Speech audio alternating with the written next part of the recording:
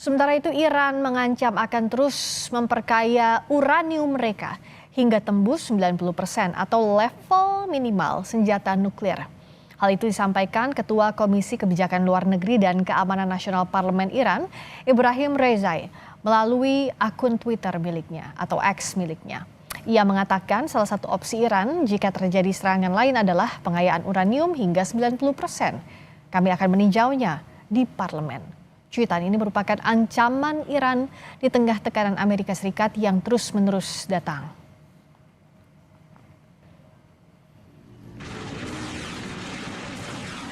Lalu sebesar apa ancaman Iran akan terjadi dengan kepemilikan uranium saat ini?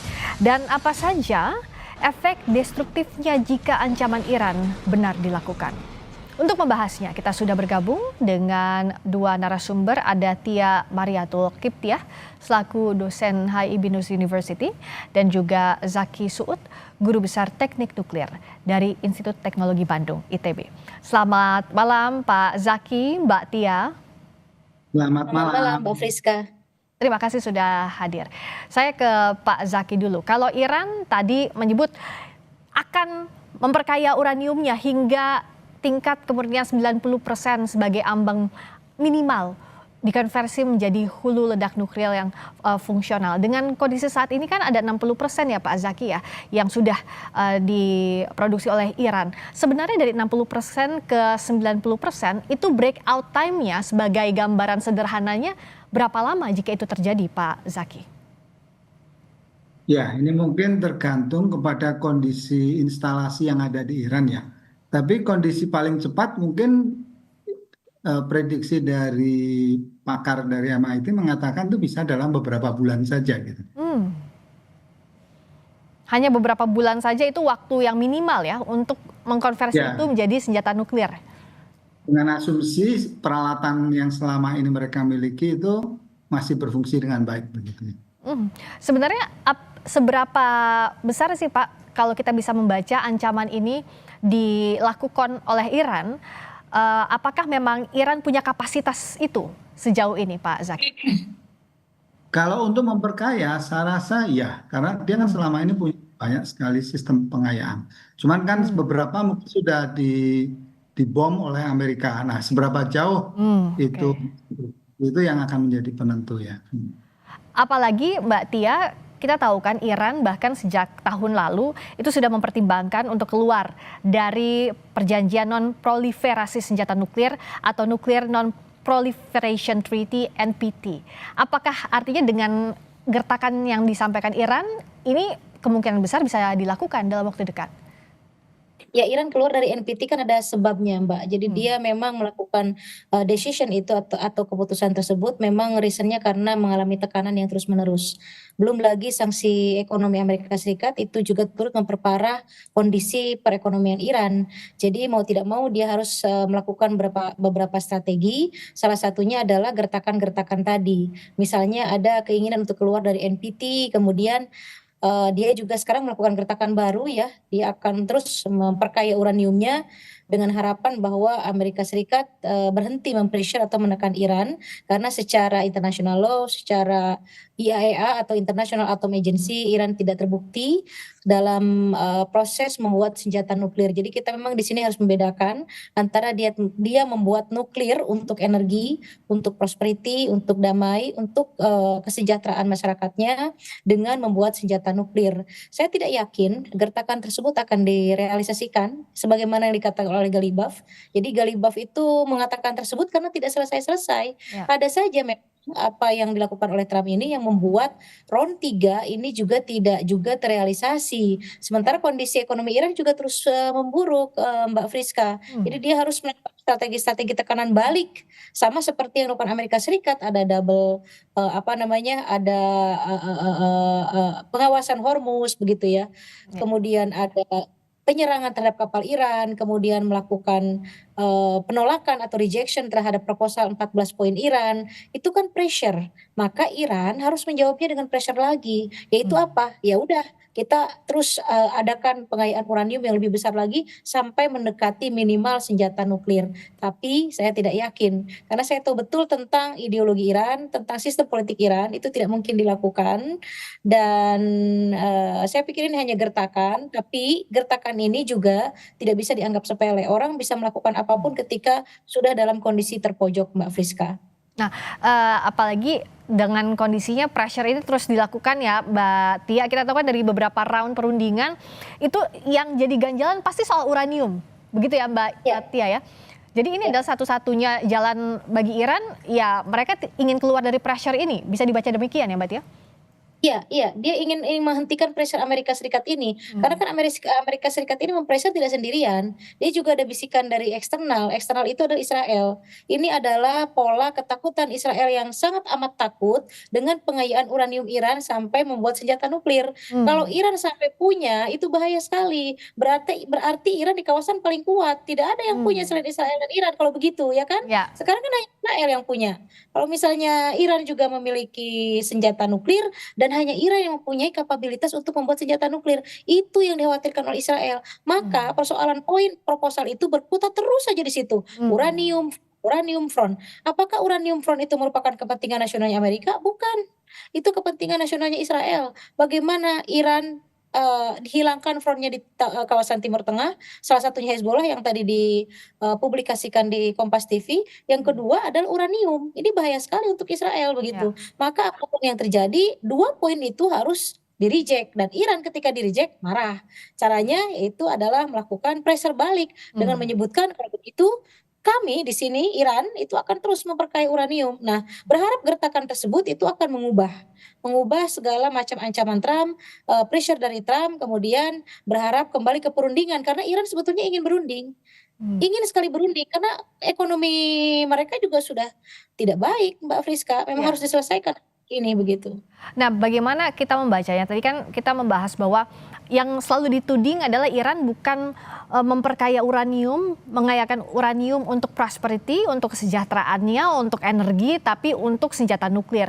Pak Zaki, bagaimana sih kita bisa membaca kemampuan Iran sekarang? Apakah Iran punya kapabilitas untuk mengembangkan ini sebagai senjata nuklir, atau sebaliknya, pengayaan uranium yang dilakukan Iran sampai saat ini adalah untuk energi, untuk kesejahteraan, untuk kepentingan nasionalnya Iran? Ya, sebetulnya proses pengayaan uranium untuk energi dan untuk senjata nuklir hampir sama saja. Hmm. Kalau masalahnya kalau untuk energi itu biasanya pengayaan untuk reaktor yang lazim dipakai di dunia itu paling sampai orde 5%. Hmm. 5% pengayaan itu yang lazim digunakan. Kadang hanya 3,5 sampai 4% untuk Ya. reaktor yang paling banyak dipakai di dunia.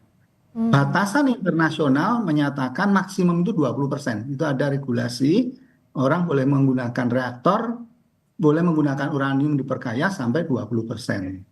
Nah, jadi menggunakan reaktor nuklir dengan pengayaan di atas 20% itu sudah dilarang.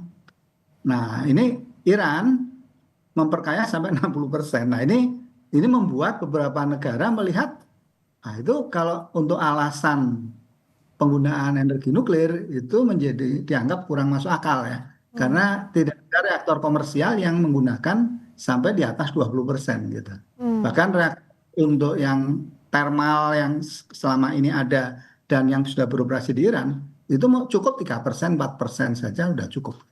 Hmm. Apakah ada negara pembanding lainnya, Pak Zaki, yang memang memperkaya uranium ini untuk hanya kepentingan energi saja, terbatas kepentingan energi saja? Ya, negara-negara maju ya seperti Perancis. Kalau Perancis kan memang dia negara nuklir juga gitu ya. Hmm. Eh, Masalahnya begini, pengayaan uranium dan pemrosesan uranium menjadi dari bahan bakar bekas diambil plutoniumnya itu memang sangat sensitif.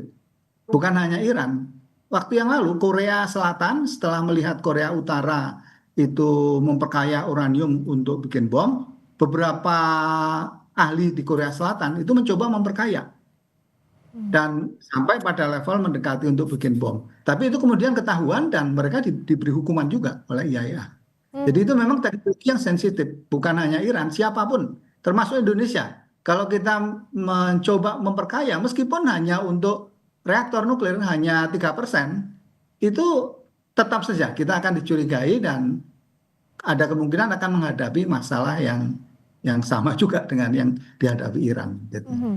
Jadi memang ini teknologi yang Itu sensitif teknologi sekali ya. sangat sensitif. Ya, ya. Jadi khususnya untuk negara dunia ketiga, dua teknologi yang sangat sensitif, pengayaan uranium sama pemrosesan ulang bahan bakar nuklir. Makanya kalau kita eh, para pakar nuklir di Indonesia itu memang tidak merekomendasikan kita masuk ke ranah itu gitu ya. Karena itu akan bikin masalah tersendiri gitu. Iya, dan kalau kita bandingkan ya Mbak Tia, justru negara yang leluasa untuk pengayaan uranium atau bahkan punya senjata nuklir adalah Amerika Serikat, juga Israel. Ya, iya, P5+1 itu punya semua. Dari perspektif HI itu negara-negara P5+1 punya semua, Rusia, Amerika, Ya. Israel juga gitu ya. Kemudian Cina juga punya. Jadi memang sebetulnya kalau dari sisi international law, boleh orang itu memiliki energi nuklir. Nah, yang tidak dibolehkan itu adalah senjata nuklir, tapi mereka punya yang tadi saya sebutkan negara-negara besar Ya. itu. Nah, bagaimana mencegah negara-negara lain untuk tidak memiliki senjata nuklir? Ada yang disebut dengan International Atom Agency. Itu non-state actor atau international organization yang mengawasi semua negara untuk tidak mengarah ke arah sana. Begitu. Nah, kenapa negara-negara yang P5+1 itu boleh, bahkan mereka punya veto juga begitu ya, bisa mereject seperti Amerika belum lama mereject semua ceasefire Palestina. Jadi terjadi genocide karena di reject terus, di veto lagi begitu ya. Ceasefire itu di reject lagi. Memang ketimpangan. Ini dunia sistemnya masih unipolar, artinya kekuasaan ada di satu negara, yaitu Amerika Serikat, yang lain harus tunduk. Nah, yang tunduk itulah diawasi oleh international organization, yaitu IAEA, International Atom Agency, nuklir. Mereka terlibat dalam NPT. NPT itu poin-poinnya adalah semua negara yang terlibat dalam program nuklir, dalam pengayaan uranium itu tidak boleh melebihi ambang batas, itu satu. Dua, untuk perdamaian, untuk prosperity rakyat, dan tidak menuju ke arah senjata nuklir. Iran tanda tangan begitu ya, semua negara-negara tanda tangan, tapi mereka suka-suka lah ya negara-negara besar itu. Nah, ini yang disebut dengan unfair itu atau ketimpangan itu tadi yang saya sebutkan sebagai unipolar begitu ya. Dan seharusnya ketika itu sudah diinvestigasi oleh IAEA dan Iran tidak terbukti membuat senjata nuklir, selesai sebetulnya. Masalahnya ternyata mungkin ada proses intelligence information ya yang sampai kepada Israel sehingga mengetahui Iran sudah melebihi ambang batas. Pengayaan uraniumnya itu melebihi ambang batas untuk perdamaian. Maka terjadi serangan yang kemarin kita saksikan bersama, Mbak Friska. Dan inilah yang mempertajam awalnya ada perang ini karena Amerika Serikat menganggap Iran adalah ancaman kalau nggak diserang lebih dulu, begitu kan? Jadi lebih ke asumsi, perkiraan atau informasi intelijen yang disebutkan. Nah, tapi negara-negara P5+1 ini kan sejak tengah-tengah perang terjadi mencoba untuk menjembatani. Salah satunya misalnya Rusia, ya udah dititipkan di uraniumnya di Rusia salah satunya. Tapi tampaknya dengan sikap Amerika Serikat sampai sekarang belum ada kesepakatan untuk itu ya. Ya, mereka cari aman, Rusia cari aman, Cina cari aman, dalam hal ini mereka lebih mementingkan kepentingan nasionalnya masing-masing. Tapi mereka juga tidak ingin kehilangan Iran, karena Iran di Timur Tengah menjadi kepentingan nasionalnya Cina juga dan Rusia. Coba bayangkan Mbak Friska, kalau Iran tidak ada di Timur Tengah, apa yang terjadi dengan Cina dan Rusia? Ini bukan membela Iran, bukan dua negara ini membela Iran, bukan. Ini bicara mengenai kepentingan nasionalnya Rusia dan Cina. Jadi Iran itu masuk ke dalam kepentingan mereka. Kalau misalnya Iran tidak ada, itu bahaya juga untuk Rusia dan Cina. Bagaimana terjadi balance di Timur Tengah kalau tidak ada Iran? Jadi Iran ini adalah mendukung juga ekonomi mereka, mendukung juga kepentingan mereka di Timur Tengah. Artinya kalau Iran tidak ada, yang mendominasi kawasan ini Amerika dan Israel dong. Nah, itu berbahaya untuk mereka. Maka istilahnya di HI ada yang disebut dengan teori balance of power, bagaimana keseimbangan itu harus tetap dijaga. Dan Iran merupakan penyeimbang di Timur Tengah. Karena selama ini kan Gulf countries, negara-negara teluk sudah menjadi aliansi Amerika Serikat. Ya. Siapa yang tidak ikut Amerika di Teluk? Semuanya ikut kecuali Iran dan Rusia dan Cina harus mempertahankan Iran tetap eksis kalau mereka juga ingin eksis begitu. Bukan bukan maksud tergantung eksistensi dua negara ini tergantung dari Iran, bukan. Ya. Tapi Iran masuk ke dalam kepentingan nasionalnya Rusia dan Cina. Demikian Mbak Priska. Nah, inilah yang dikhawatirkan sejak tadi kita bicara bagaimana Amerika Serikat sangat tidak setuju Iran Ya. punya nuklir ya, apalagi mengembangkan senjata nuklir. Sebenarnya kalau dari sisi lainnya Pak Zaki, aturan pengembangan nuklir di tiap negara seperti apa sih? Tadi kan ya 20%, di atas 20% pasti menimbulkan kecurigaan. Tapi sebenarnya siapa yang bisa mengawasi soal ini, soal pengembangan nuklir, soal pengawasannya di setiap negara Pak Zaki? Nah, sebetulnya tadi Bu Tia sudah menyebutkan ya, Badan Tenaga Atom Internasional itu selalu melakukan inspeksi ke semua negara. Bahkan meskipun seperti Indonesia tidak punya pengayaan uranium, tidak punya Ya. pemrosesan bakar nuklir, kita mengoperasikan reaktor nuklir. Itu setiap tahun ada inspeksi dan mereka memeriksa itu bahan bakar uraniumnya berapa gram. Even 0, berapa gram bergeser itu jadi masalah. Ya. Dan Badan Energi Atom Internasional ini apalagi sudah sejak tahun 57 ya Pak Zaki ya di Ya. Vienna, di Wina.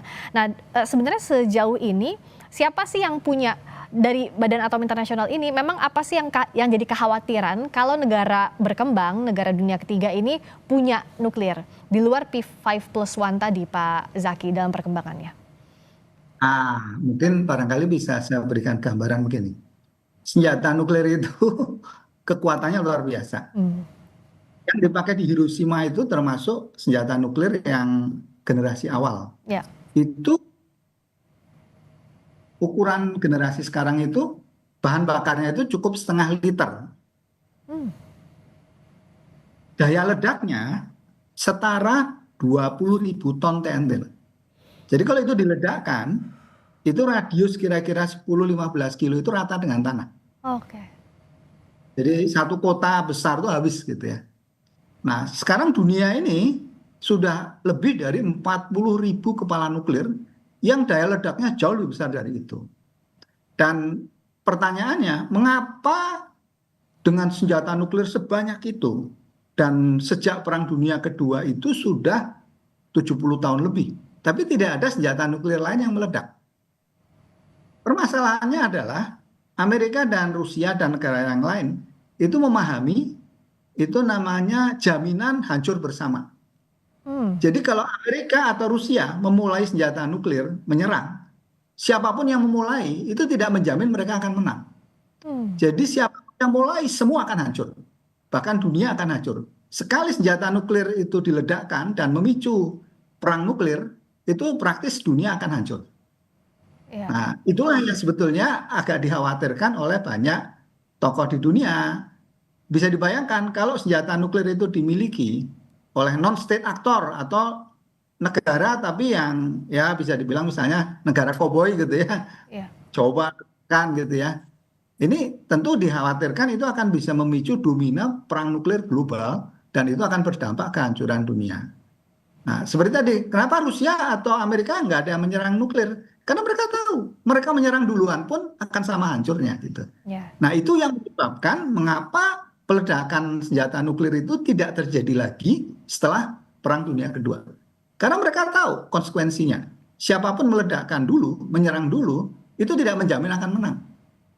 Nah, tentu kalau misalnya sekelas Amerika atau Rusia mau menyerang, tentu mereka berpikir betul. Itu artinya menyerang itu juga berarti menghancurkan negaranya sendiri.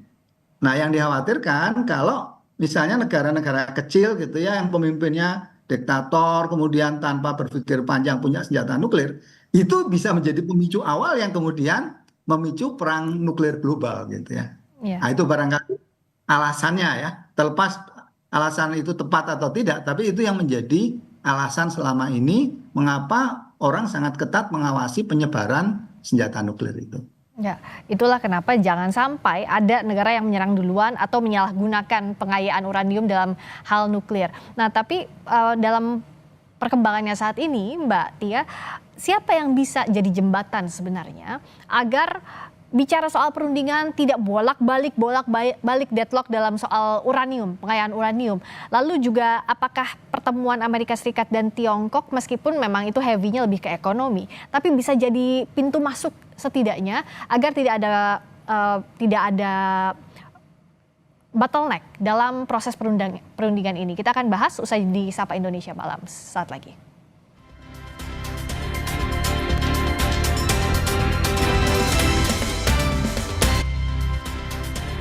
Terima kasih Anda masih bersama Sapa Indonesia Malam. Kita lanjutkan lagi diskusinya ke Mbak Tia. Apakah perundingan yang saat ini berlangsung antara AS dan Tiongkok meskipun lebih heavy, lebih berat ke ekonomi, tapi setidaknya bisa jadi pintu masuk? Karena kan masih jadi bottleneck soal pembahasan pengayaan uranium ini. Ya, harapan kita tinggal Cina, Mbak Friska. Karena kan sudah 2 kali perundingan dan itu failed ya. Iran datang tapi tidak ikut, malah pulang. Amerika datang, kondisi di Islamabad sudah kosong. Kemudian mereka mencoba melakukan ulang plan untuk perundingan, gagal kembali. Yang ada adalah saling menyerang, saling pressure satu sama lain. Dan ketika Arachi melakukan kunjungan ke Cina, sebetulnya disitulah kita ada harapan bahwa akan terjadi round 3, perundingan round 3. Dan ditambah lagi ternyata Xi juga menginvite atau mengundang Trump untuk berdiskusi bersama. Walaupun poin-poin nanti di meeting itu tidak melulu tentang Iran, Mbak Friska. Ada juga beberapa perundingan yang berkaitan dengan misalnya kerjasama ekonomi Cina dengan Amerika Serikat, ekspor Cina ke Amerika Serikat. Karena secara barang atau retail yang diekspor dari Cina ke Amerika itu cukup tinggi. Belum lagi tarif kan, belum lama mereka juga ada clash antara Amerika dengan Cina mengenai tarif. Itu juga akan masuk saya pikir ke dalam perundingan. Kemudian akan juga dibahas mengenai perusahaan-perusahaan Cina yang membeli minyak dari Iran, itu bagaimana solusinya, dan perundingan Iran dan Amerika Serikat itu hanya menjadi salah satu poin. Tapi mudah-mudahan Mbak Friska, salah satu poin tersebut mengarah kepada perdamaian.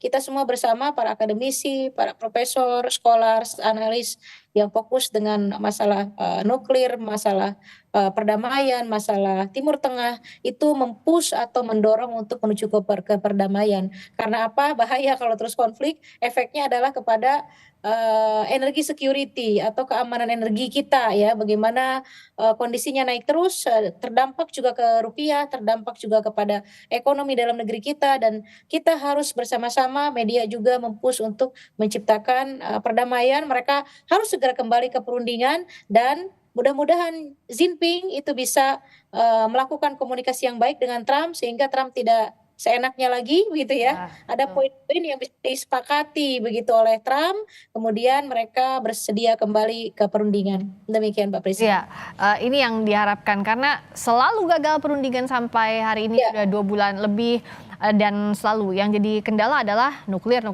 soal pengayaan uranium. Nah, saya kembali soal uranium ini, saya ke Pak Zaki. Sebenarnya bagaimana kita membaca kekuatan Iran dari sisi fasilitas di Natanz atau di Fordow? Kemampuan mereka seperti apa sih Pak dengan fasilitas di Natanz dan Fordow yang dimiliki Iran? Ya, simpel saja Mbak. Kalau mereka sudah bisa memperkaya uranium sampai 60% sebanyak 400 kilo, itu kan pakar mengatakan kalau itu diteruskan sampai 93%, itu bisa jadi kira-kira 10-12 bom atom gitu ya. Jadi itu memang kemampuan, ya tidak banyak negara yang mempunyai kemampuan seperti itu. Artinya memang itu kemampuan memperkayanya udah luar biasa, bisa sampai level itu ya. Karena kalau orang memperkaya mungkin hanya 3% untuk reaktor gitu, mungkin itu lebih mudah. Tapi kalau udah sampai 60% itu sudah sangat tinggi ya. Bahkan mungkin itu pun sudah bisa dipakai untuk bikin bom atom kelas rendah gitu ya. Ya, kalau sebenarnya dari sisi sains Pak, sebenarnya untuk jejak pengolahan uranium jadi senjata nuklir ini apakah bisa disembunyikan sepenuhnya dari pantauan satelit ataupun sensor dari IAEA, atau pasti bisa ada cara mendeteksinya secara teknis? Ya, secara teoritis banyak teknik untuk mendeteksi. Tapi kalau dia ditaruh di dalam tanah sekian ratus meter ya nggak akan bisa. Tetap sulit juga terdeteksi ya Pak ya? Iya. Itulah kenapa makanya selalu dari negara-negara ya terutama Amerika Serikat mengkhawatirkan ini begitu bahwa Iran akan mengembangkan punya fasilitas nuklir yang tidak terdeteksi. Sebenarnya tekanan maksimum itu tidak hanya untuk Iran ya Mbak Tia, siapa juga yang bisa menekan atau ngerem lah Amerika Serikat dan Israel agar perdebatan soal nuklir ini tidak dijadikan alasan untuk memperpanjang perang dengan alasan apapun, padahal tujuannya adalah Hormuz. Ya, sebetulnya begini Mbak Priska, kalau dari perspektif HI ya, kalau negara yang sudah masuk NPT harusnya itu sudah selesai karena mereka menandatangani agreement di mana mereka tidak melakukan energi nuklirnya selain di luar damai, selain di luar tujuan damai atau sampai membuat hulu ledak nuklir. Nah, di NPT itu kan jelas gitu ya, Ah, non proliferasi treaty. Negara-negara yang sudah menandatangani itu harusnya sudah aman harusnya ya.